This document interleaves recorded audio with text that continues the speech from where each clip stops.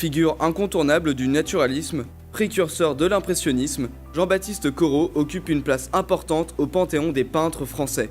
Connu avant tout pour ses paysages, l'artiste est mis à l'honneur au musée Marmottan-Monet dans l'exposition Corot, le peintre et ses modèles. L'occasion de découvrir un autre aspect du talent de Corot. L'ambition de l'exposition est non seulement de montrer la partie, disons, moins connue de sa production, mais de montrer aussi tout son talent artistique qui ne s'exprime pas de la même manière que la manière avec laquelle il s'exprime dans le domaine du paysage. Et en particulier, ce sera une découverte de l'exposition, j'espère, de voir son rôle de coloriste.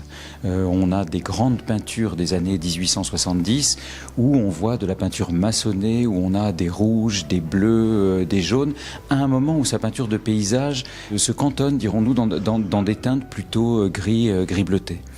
Si ses premières figures sont surtout des cadeaux pour ses proches, ses portraits en fin de vie ont un tout autre objectif.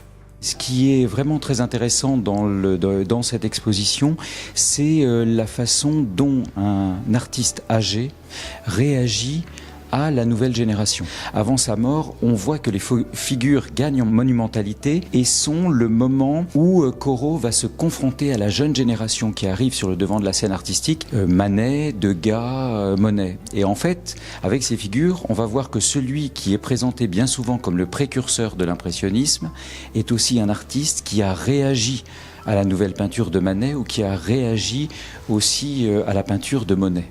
Vous pouvez découvrir cette nouvelle facette de Corot jusqu'au 8 juillet, ainsi que certains de ses plus grands chefs-d'œuvre, comme la Dame en bleu, dernière pièce de l'exposition.